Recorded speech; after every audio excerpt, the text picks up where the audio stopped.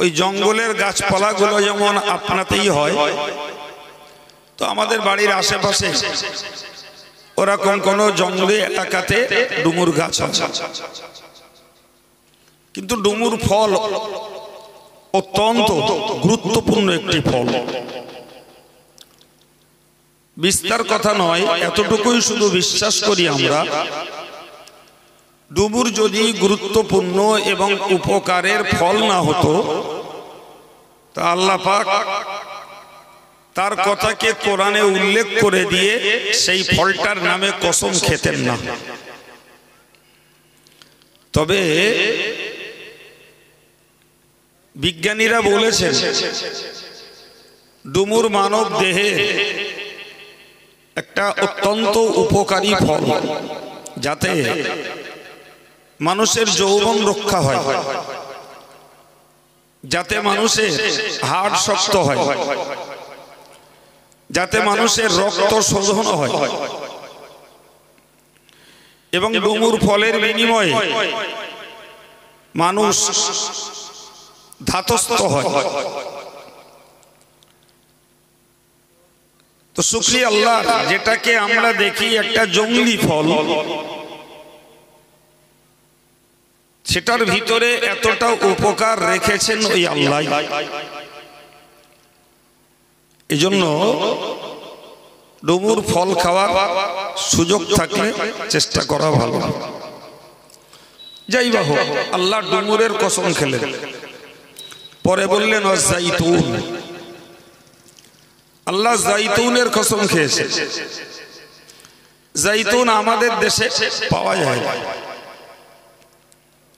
তবে আরবে আলহামদুলিল্লাহ জয়তুন তেল অ্যাভেলেবেল। আমি জয়তুনের ফলও খেয়েছি, তেলও খেয়েছি, তেল মাখিও আমার কাছেও আছে, কাছে মানে জামিয়াতে আছে।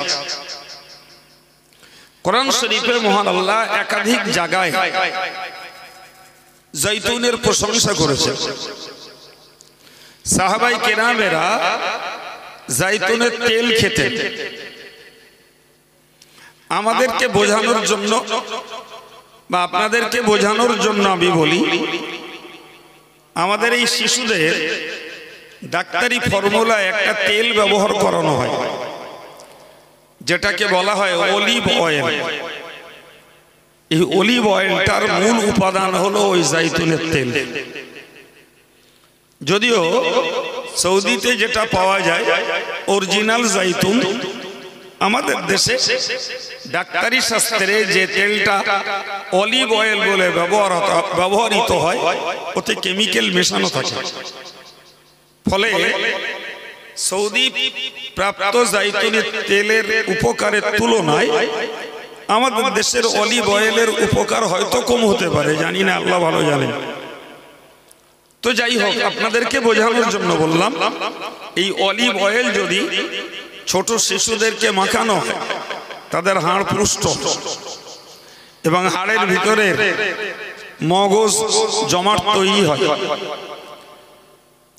ওই জাতীয় তেল যে সমস্ত শিশুরা ব্যবহার করে, আল্লাহ চাহে তো ওই যে বাচ্চাগুলো টুপটাপ পড়ে হাত ভাঙে, পা ভাঙে, আল্লাহ চাহে তো ওই তেল যদি ব্যবহার করে দু চার ফাইল, ইনশাল্লাহ টুপটাপ পড়া ভাঙার হাত থেকে আল্লাহ তাকে রক্ষা করবে।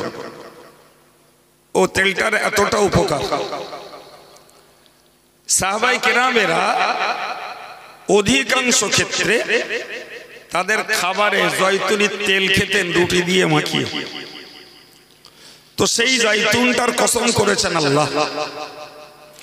পরে বলছেন অতুরি সিনিন, তাম বিশ্ব জুড়ে প্রসিদ্ধ রয়েছে তুর পাহাড়, যেটাকে সাধারণভাবে বলা হয় সিনাই পর্বত। এই পর্বতের কসম খেয়েছেন আমার আল্লাহ। তো আল্লাহ বললেন তিনি ওয়াজ জাইতুনি ওয়া তুরি সিনিন, পৃথিবীর উল্লেখিত দুটি ফল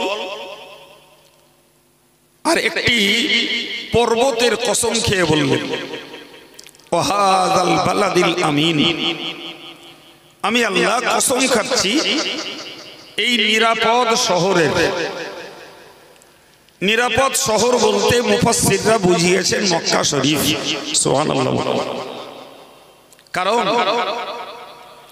আল্লাহ পাক কোরআন পাকে বলেছেন ওমান দাখালাহু কানা আমিনা, যারা কাবা শরীফের চারিপাশে, আরবিতে বলা হয় হুদুদে হারাম,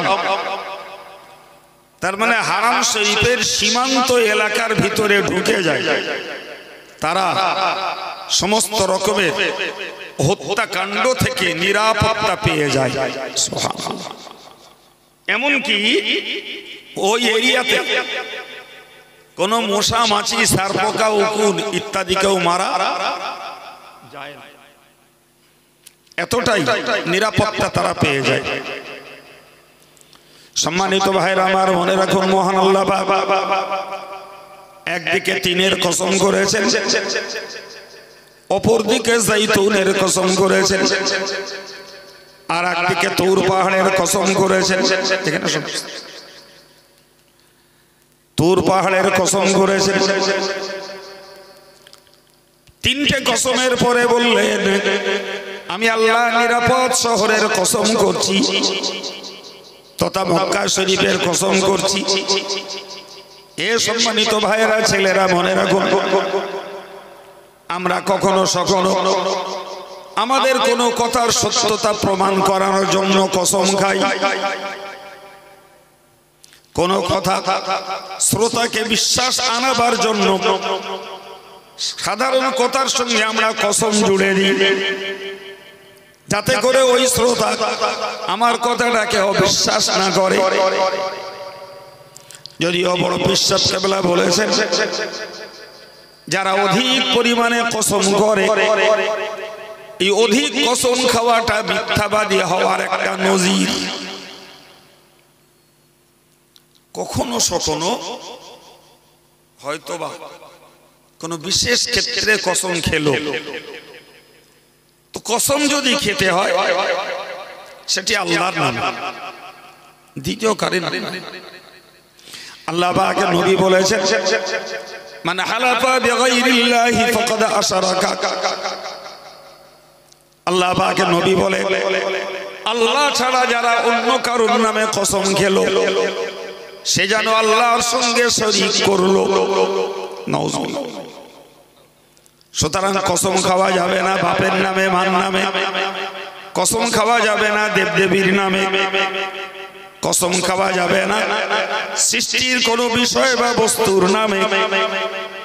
কসম যদি খেতে একান্ত ইচ্ছা হয়, একান্ত যদি প্রয়োজন হয়, তাহলে কসম খেতে হবে কেবল আল্লাহর নামে। কিন্তু বড় বিশ্বাস কেবলা বলেছেন অধিক পরিমাণে কসম যদি কেউ খায় এটাই তার মিথ্যাবাদী হওয়ার লক্ষণ।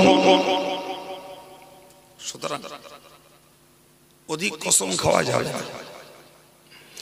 আমি যেটা আপনাদের বোঝানোর জন্য এই কথাটা বললাম সেটা হলো এই কসম যখন কোনো বিষয় বা বস্তুর খাওয়া হয় সেই বিষয় বা বস্তুটা হয় গুরুত্বপূর্ণ,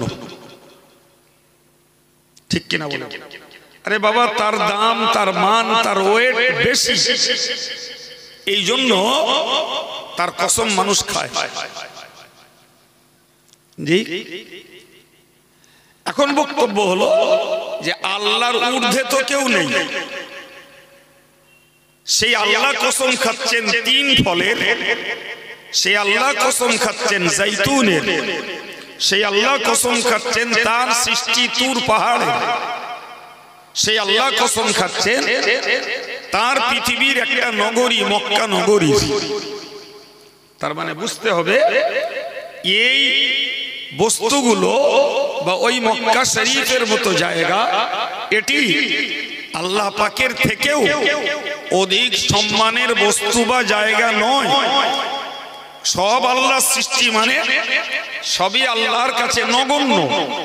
এরপরেও আল্লাহ যখন ওইগুলির কসম খেয়েছেন তাহলে বুঝতে হবে এইগুলির বিশেষ কিছু বৈশিষ্ট্য রয়েছে। সুবহানাল্লাহ। বিশেষ কিছু বৈশিষ্ট্য। তো আমি তিন তথা ডুমুরের বৈশিষ্ট্যের কথা আপনাদের একটু বলেছি। জাইতুনের বৈশিষ্ট্যের কথা একটু বলেছি। তুর পাহাড়ের বৈশিষ্ট্য ওই তো সেই পাহাড় যে পাহাড়ে হযরত নবী মুসা আলাইহিস সালাম আরোহণ করেছিলেন। হযরত মুসা নবী যখন তুর পাহাড়ে উঠতে যাবেন, তিনি তার পায়ের পরিধি ও জুতো পরা ছিলেন, জুতো পরে তিনি উঠতেছিলেন। আমার আল্লাহ পাক কোরআন পাকে বলেছেন, ফাখলা'না আলাইক, এই মুসা তুমি তোমার জুতো দুটো খুলে ফেলো, ইন্নাকা বিল ওয়াদিল মুকদ্দাসি তুওয়া। ওগো মুসা, তুমি যে জায়গাটায় এসেছো নিশ্চিত করে মনে রাখো এটা একটি পবিত্র ভূমি, পবিত্র উপত্যকা। জোরে বলো, যেখানে আল্লাহ নবী মুসাকে আল্লাহ জুতো পরে ওঠার অনুমতি দেননি। সম্মানিত ভাই, সেই তুর পাহাড়, যে পাহাড়ে দাঁড়িয়ে হযরত মুসা নবী আল্লাহকে দেখতে চেয়েছিলেন। এখন বলুন, যে তুর পাহাড়ে মুসা নবী আল্লাহকে দাওয়াত করে নিয়ে গেলেন, তিনি জুতো পরে উঠতে যাচ্ছিলেন, আল্লাহ তাকে জুতো খুলতে বললেন। ওই তুর পাহাড়ে দাঁড়িয়ে মুসা নবী আল্লাহকে দেখতে চাইলেন। ওই তুর পাহাড়ে হযরত নবী মুসাকে আল্লাহ তাওরাত কিতাব দান করলেন। তাহলে এই পাহাড়টারও একটা বৈশিষ্ট্য আছে না নাই? আর মক্কা নগরীর বৈশিষ্ট্যের কথা হাজী সাহেবরাও জানেন, আর আমরা যারা হজ করিনি তাদেরও না জেনেও মক্কা শহরের প্রতি আমাদের অন্তরের মহব্বত রয়েছে। একদিকে সেখানে রয়েছে আল্লাহর কাবা, অপরদিকে সেই ভূমিতেই জন্ম আমার বিশ্ব নবীর। আমার বক্তব্য, এই চারটি বিষয়ের কসম আল্লাহ করেছেন, তার মানে এগুলি আল্লাহ পাকের কাছে গুরুত্বপূর্ণ। এই চারটি বিষয়ের কসম করার পরে আমার আল্লাহ যে বিষয়টা বলবেন নিশ্চিত করে মনে রাখুন, ওই বিষয়টা বিশ্ব মানব সমাজ, আল্লাহর সৃষ্টি বান্দা বান্দিরা যাতে আগ্রহের সঙ্গে বিশ্বাস করে, তাই আল্লাহ ওই কসমগুলো আগে করেছেন। কথা বোঝাতে পারলাম? আবার একটু বুঝুন। আমি হাই সাহেবকে একটা কথা বলবো, কথাটা বলার সময় বললাম, হাই সাহেব বিশ্বাস করুন আল্লাহর কসম করে বলছি, ঘটনাটা এই যে কসম শব্দটা বললাম, কি বাংলায় বললাম, আল্লাহ শপথ করে বলেছে। তার কারণ হাজী সাহেব যাতে আমার এই কথাটা দুর্বল না ভাবে, মিথ্যা না ভাবে, অবিশ্বাসের যোগ্য না বানায়, তাই হাজী সাহেব কথাটা যাকে আন্তরিকতার সঙ্গে বিশ্বাস করে, তাই কসম খেয়ে কথাটা শোনালাম। আমার আল্লাহ এই চারটে বিষয়ের কসম খেয়ে এবার একটা কথা বলছেন, যাতে বিশ্ব মানব সমাজ ওই কথাটাকে বিনা কিন্তু কথায়, বিনা যুক্তিতে, বিনা দর্শনে তারা অকপটে বিশ্বাস করে নেয়। আমার আল্লাহ বললেন, লাকাদ খালাকনাল ইনসানা ফি আহসানি তাকবীম। হে মানব মণ্ডলী, তোমরা মনে রাখো, আমি চারটে বিষয়ের কসম করে তোমাদেরকে বলছি। আমি গোটা মানব সমাজকে বানিয়েছি, গোটা মানব মণ্ডলীকে বানিয়েছি ফি আহসানি তাকবীম, সর্বাপেক্ষা সুন্দর ধাঁচে, সব থেকে সুন্দর আকৃতি দিয়ে, সব থেকে সুন্দর গঠন প্রকৃতি দিয়ে আমি আল্লাহ আমার সৃষ্টির ভিতরে কেবল বানিয়েছি মানুষকেই। সুবহানাল্লাহ। এ দাবি কার? জোরে বলেন সবাই। আল্লাহর। আল্লাহর দাবি। কেন আল্লাহ এ দাবি করতে গেলেন? আল্লাহ কি নামের কাঙাল? আল্লাহর কি গুণ গাওয়ার জন্য আল্লাহ কাঙাল? তাহলে এ দাবি আল্লাহ কেন করতে গেলেন? বিশ্বাস করুন ভাইরা, আল্লাহ পাক তার নিজের নামের জন্য এ দাবি করতে যাননি। এই প্রচার আল্লাহ নিজের নাম মান দাম বাড়াবার জন্য করতে চান না, করতে জাননি, বরং মানুষকে সচেতন করার জন্য, মানুষকে সজাগ করার জন্য, মানুষকে তটস্থ করার জন্য। জি, আল্লাহ পাক এই কথা কোরআনে উল্লেখ করেছেন। হে মানব সমাজ, হে মানব মণ্ডলী, তোমরা মনে রাখো যে আমি মানব জাতিটাকেই বানিয়েছি সবথেকে উত্তম ধাঁচে ছাঁচে, উত্তম আকৃতিয়ান গঠন প্রকৃতি দিয়েই। অন্য আয়াত পাকে আল্লাহ বলেছেন ফাতাবারাকাল্লাহু আহসানুল খালিকিন। ওই আল্লাহ বরকতময় যে আল্লাহ সকল স্রষ্টাদের ভিতরে, সৃষ্টিকারীদের ভিতরে সর্বাপেক্ষা উত্তম সৃষ্টিকারী।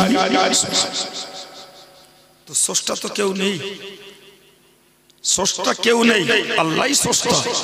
কিন্তু এরপরেও আল্লাহ বললেন আহসানুল খালিকিন, সৃষ্টিকারীদের ভিতরে উত্তম সৃষ্টিকারী হলেন আল্লাহ। তো এই কথাটা কেন বলতে গেলেন? এই কথা বলার পিছনে রহস্য হলো, মানুষ প্রাণ দিতে পারে না, কিন্তু বোকার দল কিছু প্রাণী বানায়। কথাটা বোঝা গেল কি?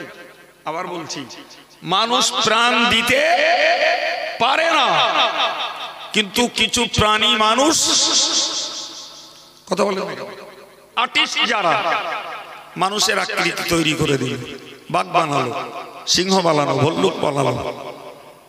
কত মানুষ রয়েছে নিজেরা হাতে করে মাটি দিয়ে মন গড়া একটা মেয়েলি আকৃতি বানালো, বানিয়ে তার কাছেই মাথা নত করলো। কি বলে কত বলে না, কি বলে বলো? সে সমাজ যাই হোক, ওগুলো বলে কি জি, এরা দাবি করে আমরা স্রষ্টা, আমরা এই তো সৃষ্টি করলাম। নাউজুবিল্লাহ বলে। আল্লাহ বললেন তোদের বিশ্বাসের জায়গায় তোদেরকে রেখে দিলাম, তোদের বিশ্বাসের জায়গায় তোদেরকে রেখে দিয়ে বলছি যে তোরা যা সৃষ্টি করিস তার মধ্যে আমি হলাম উত্তম এবং শ্রেষ্ঠ সৃষ্টিকারী। সুবহানাল্লাহ। তবে তোরা ভাবিস না যে তোদের এই সৃষ্টিগুলোর কোনো দাম আছে। সম্মানিত ভাইরা আমার, মনে রেখে দিয়ে, যারা হাতে করে কোন প্রাণীর আকৃতি তৈরি করে, কিয়ামতের মহাময়দানে আল্লাহ পাক ওদেরকে লক্ষ্য করে বলবেন আহইয়ুহু, হে মূর্তি প্রস্তুতকারীর দল, ওগো প্রাণীর রূপ তৈরিকারী, তোমরা এদেরকে জীবন দান করো। তোমরা তো আল্লাহর জায়গায় কাজ এনেছো, প্রাণ দাও। নিশ্চিত ও যারাই বানিয়েছে তাদের তো প্রাণ দেওয়ার ক্ষমতা নাই।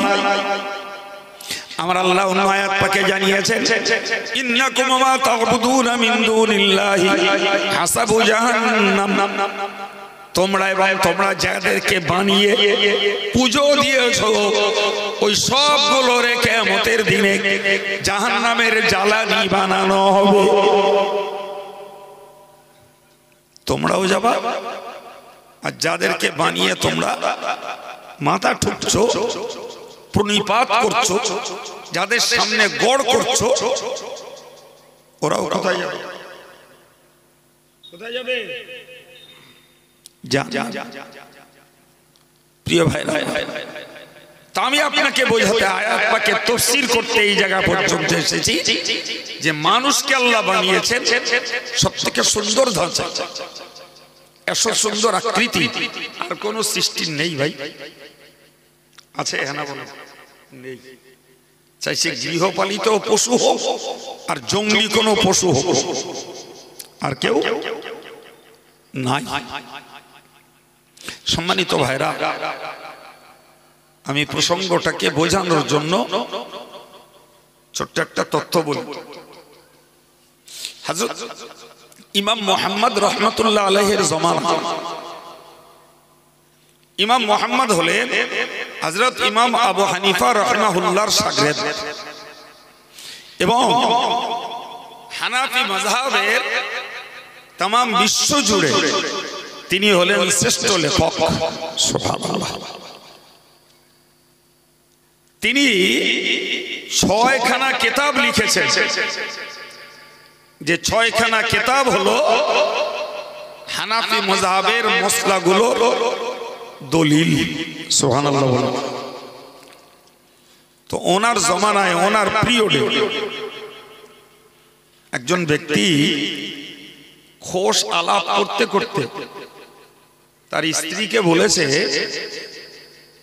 যে তুমি যদি চাঁদের থেকেও সুন্দরী না হও তোমার উপরে 3 তালাক। কথাটা বোঝা গেল না? আরেকবার বলবো। বউরে ভালোবাসতে বাসতে বলে ফেলেছে যে তুমি যদি চাঁদের থেকেও সুন্দরী না হও তাহলে তোমার উপরে 3 তালাক।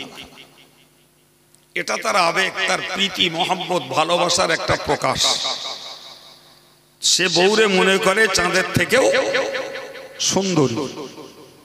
তো ওই বিশ্বাস নিয়ে কথা বলতে যেয়ে বলে ফেলেছে যে তুমি যদি চাঁদের থেকেও সুন্দরী না হও তাহলে তোমার উপরে কথা লাগবে। প্রেমের টানে, মহব্বতের টানে, স্ত্রীর ভালোবাসায় একথা তো বলে ফেলেছে, কিন্তু পরে যখন ধাতস্থ হয়েছে, সম্মিত যখন ফিরে এসেছে, তখন তো মনে হচ্ছে কথাটা যা বলে ফেললাম, এখন বিবি আছে না নাই টেনশন বেড়ে গেল। কথা বুঝতে পারছেন? বিবি আছে না নেই? সত্যি তো আমার বিবি চাঁদের থেকেও সুন্দরী নয়। চাঁদের একটা স্নিগ্ধ আলো আছে, চাঁদের একটা প্রভা আছে, আমার স্ত্রীত্ব তার নেই। তো আমি তো বলেছি চাঁদের থেকে সুন্দরী না হলে 3 তালাক। তো আমার এই কথার দোষে সত্যি কি আমার স্ত্রীর উপরে 3 তালাক পড়তে গেল? যদি তাই হয় তাহলে তো আমার স্ত্রী নিয়ে ঘর করা আমার জন্য হারাম, আমার জন্য হারাম। তালাক দেওয়া স্ত্রী নিয়ে ঘর করলে ও গর্ভে বাচ্চা হলে জারজ হবে, ও সংসারে উন্নতি হবে না, ও সংসারে ঝগড়া, দ্বন্দ্ব, খুটখাট, খুঁটিনাটি লেগেই থাকবে, সংসারটা হয়ে যাবে বরকত শূন্য। প্রিয় ভাইরা আমার, এখন লোকটা টেনশন ফিল করছে, উপায় কি? সম্মানিত ভাইরা আমার, মানুষটা এবার চিন্তা করলেন এই মশলাটাকে আমার উদ্ধার করতেই হবে, কোনো কথা নয়। তিনি মশলাটাকে উদ্ধার করার জন্য তৎকালীন সময়ে পার্শ্বস্থ যে সমস্ত আলেম ওলামা ছিলেন, যে সমস্ত মুফতি হযরতেরা ছিলেন, তাদের কাছে যে বিষয়টা তিনি পেশ করলেন, সকলেই এক বাক্যে বলে দিলেন আপনার স্ত্রী 3 তালাক হয়ে গেছে, কারণ আপনার স্ত্রী চাঁদের থেকেও সুন্দরী নয়। ফলে আপনার স্ত্রী 3 তালাক। মানুষটা প্রিয়া স্ত্রীকে ত্যাগ করতে হবে বিধায় পাগল পারা হয়ে গেছে। তো যত আলেমের কাছে গেছে সবাই একই ফতোয়া দিয়েছে। সর্বশেষ উনি চিন্তা করলেন যে আমি একবার জমানার ইমাম হযরত ইমাম মুহাম্মাদের কাছে যাব, উনি যেটা বলবেন আমার শেষ সিদ্ধান্ত হবে ওনার কথার উপরেই। তো গেলেন তানার কাছে। তানার কাছে যে উনি যখন ব্যাপারটা বললেন, তো উনি স্বাভাবিকভাবেই বললেন যে আপনার স্ত্রী তালাক হয়নি। আচ্ছা, আপনারা ওয়াজ শুনতেছেন না লোক আসা দেখতেছেন? আদব রক্ষা করুন, কোরআনের আদবটুকু বজায় রাখুন। রাস্তার উপরে সভা, বারবার লোক যাবে রাস্তার থেকে, ও খুশি আবার এতে বসবে। যতবার দেখবেন তে ওয়াজের কি বুঝবেন, কানের ফুটো খোলা থাকলেই ওয়াজ যায় না। বলো এই যায়? ওয়াজের সঙ্গে কান আর মন দুটোই দিতে হয়। তা দেও এখানটায় মন আর রাখ দেখি, তো দিলকে বসতে গেলে কি? ও তো দিলকে বসে থাকা মতন হচ্ছে। সম্মানিত ভাইরা আমার, হযরত ইমাম মুহাম্মদ বললেন তালাক হয়নি। মানুষটা খুশি হলো, কিন্তু তার চিন্তা হলো যে এতগুলো আলেম ফতোয়া দিয়েছে তালাক হয়ে গেছে, আর এই লোকটা একলা বলছে তালাক হয়নি। সংখ্যা অনুপাতে তো একার কথা নেওয়ার তুলনায় বেশি সংখ্যকের কথা নেওয়াটাই বুদ্ধিমানের কাজ। করিটা কি, করবো কি, করবোটা কি? একটু দূর শরীফ আল্লাহ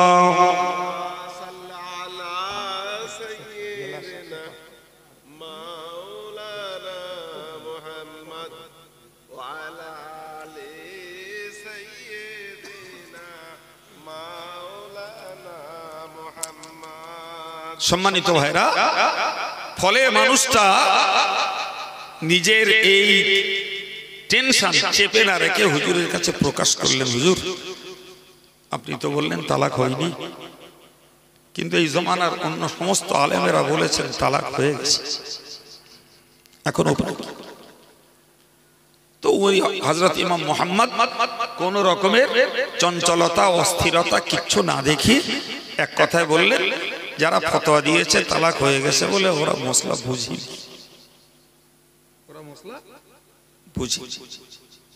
এখন উনি চলে গেছেন, ফতোয়া প্রার্থী যিনি তিনি ফতোয়া নিয়ে চলে গেছেন। চলে যেয়ে যখন সেই স্ত্রী নিয়ে ঘর করছেন, ব্যাপারটা ছড়াছড়ি হয়েছে, ওই আলেমগুলো তারা তখন বললেন কি ব্যাপার, তোমার কথা অনুযায়ী তোমার স্ত্রী তালাক হয়েছে, তুমি সেই তালাক প্রাপ্ত স্ত্রী নিয়ে ঘর করছো? বলছে না, জামানার ইমাম মুহাম্মদ বলেছেন তালাক হয়নি। বলে তাই? তো ওনারা এর সঙ্গে আর কোনো তর্ক না করে সোজা গেছেন ইমাম মুহাম্মদের কাছে। ইমাম মুহাম্মদকে যে বললেন, হুজুর আপনি এইরূপ ঘটনায় এইরূপ ফতোয়া দিয়েছেন কিভাবে? হুজুর বললেন ফতোয়া যেটা দিয়েছি ঠিকই দিয়েছি। তো ওনারা বললেন, হুজুর আপনি একটু কেমন দিয়েছেন আমাদেরকে একটু বুঝিয়ে দেন। হযরত ইমাম মুহাম্মদ বলেছিলেন, ওগো আলেমের দল, আপনারা বলেন না আল্লাহ পাকের কোরআন শরীফ পড়েন না? সবাই এক বাক্যে বললেন, হ্যাঁ আমরা আল্লাহর কোরআন পড়ি। তো যদি আপনার আল্লাহর কোরআন পড়ে থাকে, আল্লাহ পাক কোরআন শরীফে বলেছেন লাকাদ খালাকনাল ইনসানা ফি আহসানি তাকবীর, আমি আল্লাহ মানুষকে তৈরি করেছি সর্বাপেক্ষা উত্তম ধাঁচে সুন্দর করে। জোরে বলুন, আর একটু জোরে বলুন।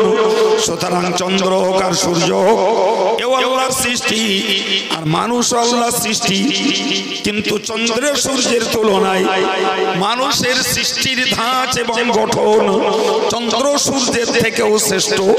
অতএব ওই লোকটার কথা মিথ্যা নয়, ওই লোকটা সত্যিই বলেছে যে তুমি যদি চাঁদের থেকেও সুন্দরী না হও তবে তালাক। হকিকতে ওর স্ত্রী তো চাঁদের থেকেও সুন্দরী। ব্যাপারটা যদি বাস্তবে বুঝতে হয় ভাই, চাঁদের আলো আছে, সূর্যের জ্যোতি আছে, তেজ আছে, কিন্তু বলুন তো চন্দ্রে আর সূর্যের দিকে এক নাগাড়ে কতক্ষণ তাকিয়ে থাকা যায়? মিনিট সূর্যের দিকে তাকানো কষ্টকর, চাঁদের দিকে নাই একটু বেশি হতে পারে, তাই বলে লাগাতার নয়। মানুষের চেহারার সৌন্দর্য আছে, মানুষের চেহারার জ্যোতি নাই, মানুষের চেহারা তেজ নাই, কিন্তু মানুষের চেহারাতে রয়েছে এমন আকর্ষণ যে জ্যোতি বিচ্ছুরিত হয় না, তেজ ফুটে বাড়ায় না। কিন্তু ঘন্টা কেন, দিন কেন, সপ্তাহ কেন, মাস কেন, মানুষের চেহারাকে জীবন ভোর দেখেও তাদের মনের ক্ষেত পুরো হয় না। এবার বলেন আল্লাহ সৃষ্টিতে এ মানুষের আকৃতি গঠন আর সৌন্দর্য সব থেকে বেশি কিনা? বলেন বলেন।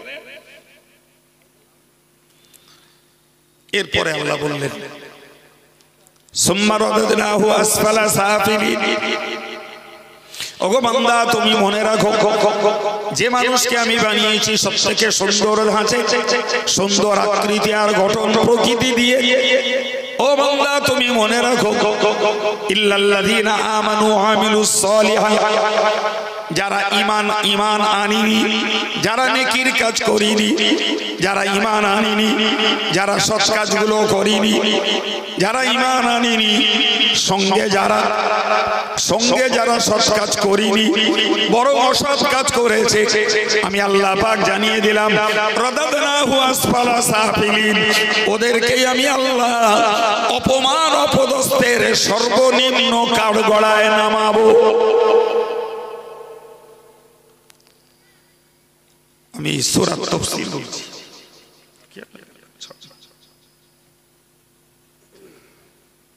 সম্মানিত ভাই, কি বললাম? এতক্ষণ ধরে এই আকার আকৃতি গঠনের প্রশংসা করেছি, আমার কথায় নয়, কোরআনের কথায় এবং বাস্তবের ঐতিহাসিক সত্য ঘটনা।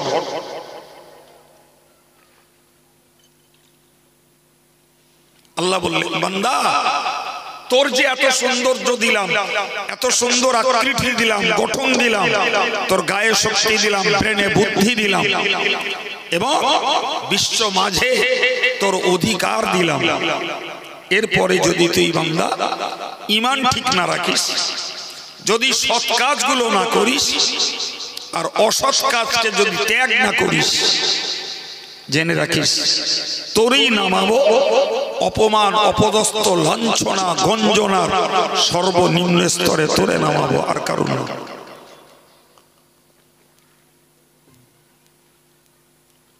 কথা বোঝাতে পেরেছি? লম্বা করে ব্যাখ্যা দেওয়ার অবকাশ আমার নাই, তবে শর্ট কথায় এতটুকু বুঝে রাখুন, বাঘ জাহান্নামে যাবে না, সিংহ জাহান্নামে যাবে না, ভল্লুক জাহান্নামে যাবে না, কুত্তা জাহান্নামে যাবে না, শূকর জাহান্নামে যাবে না। জাহান্নামে যদি যায় সৃষ্টি শ্রেষ্ঠ আকৃতি আর সৌন্দর্যের অধিকারী এই মানুষেরই একটা অংশ জাহান্নামে যাবে। ঠিক কিনা বলো? হ্যাঁ ভাই, তাহলে পৃথিবীতে কুত্তার মান না থাক, শূকরের মান না থাক, জি বাঘ ভাল্লুক ভয়ঙ্কর প্রাণী হোক, হিংস্র মাংসাশী রক্তলোলুপ প্রাণী হোক, তারপরেও তার জাহান্নাম নাই।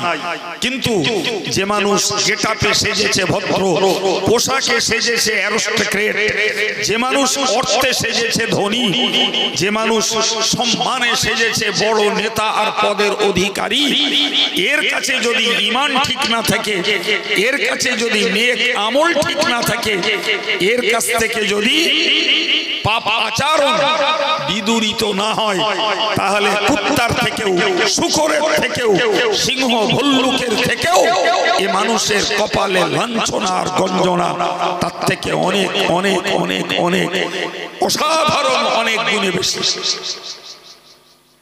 চাই তুমি যতই লাবণ্যময় হও, যতই তুমি রূপবতী হও, যতই সৌন্দর্য মণ্ডিত হও, যতই মেয়েরা হোক সৌন্দর্যশীলা, যতই হোক না কেন এরা শিক্ষিত, শিক্ষিতা, বুদ্ধিজীবী আর পদাধিকারী আর অর্থশালী, ঈমান আমলের যদি ঘাটতি থাকে, তাহলে আল্লাহ বললেন তোমাকে আমি সম্মানজনক সৌন্দর্যশীল শ্রেষ্ঠ করে বানিয়েছি, তোমারই নামাবো অপমান অপদস্থের সর্বনিম্ন কাঠগড়ায়।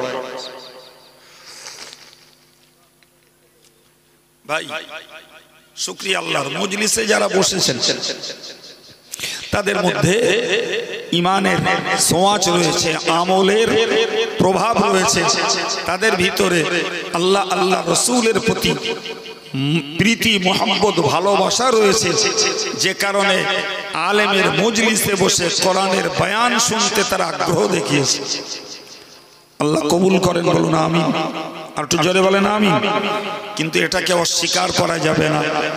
জি, আমার মুসলিম কমিউনিটিতে সে বাল্লেই বলি আর কাজিরাটি বলি আর ঝুরুলি বলি আর আমার গ্রামেই বলি, যেখানেই যাই না কেন বিরাট একটা অংশ নারী আর পুরুষকে পাবো, যারা শিক্ষিত, যারা শিক্ষিতা, যারা বুদ্ধিজীবী, যারা লাবণ্যময়ী, যারা রূপবান রূপবতী, যারা অর্থশালী ভদ্র এবং অনেক বড় বড় পদের অধিকারী এবং গেটআপে তাদের আছে মুসলমানি নাম, কিন্তু তাদের কাছে খাঁটি ইমানেরও অভাব, আমলেরও অভাব, উপরন্তু তাদের চরিত্রে রয়েছে গন্ডা গন্ডা শরিয়ত বিরোধী মহা মহা পাপের সংস্রব।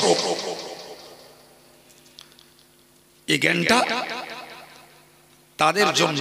আব্দুল কাইয়ুম বলিনি, আব্দুল কাইয়ুমের জ্ঞান দেওয়ার ক্ষমতা নেই, এই জ্ঞান দিয়ে রেখেছেন আল্লাহ। আব্দুল কাইয়ুম শুধুমাত্র কোরআন আর কোরআনের তাফসীর জাতির কাছে, বাঙালি জাতির কাছে বাংলা ভাষায় ব্যক্ত করছে, বাঙালিদেরকে সজাগ এবং সতর্ক করার জন্য। এখন মজলিসে যারা আলহামদুলিল্লাহ তারা তো সামনে থেকে শুনছেন, কিন্তু মজলিসের বাইরে কে শুনছেন কে শোনেন না আমি জানি না, আপনি জানেন না। তাহলে আমাদের একটা ডিউটি পালন করতে হবে, সেটি হলো এটাই যে আমাদের আন্ডারটেকিং, আমাদের অধীনে যদি ওই জাতীয় দুর্ভাগা ছেলে থাকে, মেয়ে থাকে, দুর্ভাগা ভাই থাকে, দুর্ভাগ্যবতী স্ত্রী থাকে, বোন থাকে, এদেরকে কনভিন্স করা, ওদেরকে আকৃষ্ট করা, ওদেরকে ঈমান এবং আমলের প্রতি তাদেরকে উদ্বুদ্ধ করার দায়িত্বটা আমার এই শ্রোতাদের পালন করা লাগবে। কি গো, আমার দাবিটা খুব অন্যায় কথা বলে? তা না হলে আপনি একবার কেন 100 বার সভা দেন। আমি তো এই সভাটা আজ ধরে করছি, আজ ধরে না। হাজী সাহেবের আব্বা মরহুম জামাত আলী হাজী সাহেব, সে বেচারা আমার কি চিনতো আর কি জানতো আমি জানি না। তখন দেশে অনেক বড় বড় আলেম ছিল, কিন্তু সে বেচারা আমার কোনোদিন বাদ দিত, অথচ বয়সে তখন আমি কাঁচা। সে এখান থেকে 30 বছর আগে প্রতি বছর ওই বেচারা আমার দিয়ে বাড়ি সভা দিত সঙ্গে। তখন মরহুম আবুল হোসেন সাহেব থাকতেন, কিন্তু আমাকে বাদ দিত না। তারপর সেই ভাইরাই এই বড় সবার সঙ্গে জুড়ে তারা ওনাদেরা এই সভা, এও তো আমি আসতেছি আজ ধরে না, 15 বছরের কম না। ভুল বলছি না ঠিক বলছি? জি প্রিয় ভাইরা আমার, তো আমি 15 বছর কেন, যদি আল্লাহ আমার আরো হায়াতে রাখে আর আমি এজবেই যদি প্রতি বছর ভাইরা আনেন আর আমি বলে যাই, তো আব্দুল কাইয়ুমের একটা মুখ থেকে যাবে। আর আমার শ্রোতাগুলো যদি এই কথাগুলো রিলে করে, তাহলে একটা আব্দুল কাইয়ুমের মুখ 20, 50, 100 মুখে পরিণত হবে। কথা বলেন ঠিক না ভুল? আপনাকে আমি বলি নাই আপনি বসিরহাটে গিয়ে কাইয়ুম সাহেবের ওয়াজগুলো ওখানে শুনিয়ে আসুন, আপনি গাঁড়াকোপের মার্কেটে যেয়ে শুনিয়ে আসুন, আপনি খোলাপতায় যেয়ে লোককে বলে আসুন। এ কথা বলেছি বাবা? একবারও নয়। বরং আমার দায়িত্ব, আমার অধীনে যে কজন থাকে, আমার ছেলে আছে, মেয়ে আছে, বউ আছে, কি আমার ছোট ভাই আছে, বোন আছে, এই কটারে আমি দেখব। তারা আমার পরিবার, তারা আমার রক্তের সম্পর্কের, তাদের প্রতি আমার জাগতিক দৃষ্টিতে দরদ রয়েছে। জি, সেই দরদের টানে বলবো, দেখ তোরা কতটা ইমানদার স্বচ্ছ জানি না, কিন্তু বাইরে দেখছি তোদের কাছে সৎ কাজ নেই, উপরন্তু তোরা অসৎ কাজ করে বেড়াচ্ছিস। অথচ কোরআন বলছে যে সৌন্দর্য সব থেকে তোদেরকে দিয়েছি, যদি ইমান আমল ঠিক না রাখিস তোদেরকেই লজ্জা অপমান অপদস্থের সব থেকে নিম্নে কাঠগড়ায় তোদের নামাবো। তোরা সামলে যা, তোরা সোজা হ, জীবনটা সংশোধন কর। আমি আব্দুল কাইয়ুমের কথা ডাইরেক্ট তারা কানে নিল না, কিন্তু আমি বিশ্বাস করি পরিবারের দিনদার যারা, ধার্মিক যারা, আল্লাহওয়ালা যারা, এরা যদি বাকিগুলোকে একটু কনভিন্স করে, বাকিগুলোকে একটু যদি তাদেরকে আকৃষ্ট করার চেষ্টা করে, আমার মনে হয় আব্দুল কাইয়ুমের একটা মুখ অনেক মুখে তখন কাজে আসবে। সম্মানিত ভাইরা আমার, ভালো করে মনে রাখুন, কোরআন শরীফে মহান আল্লাহ জানিয়ে দিলেন ফালাহুম আজরুন গায়রু মামনুন।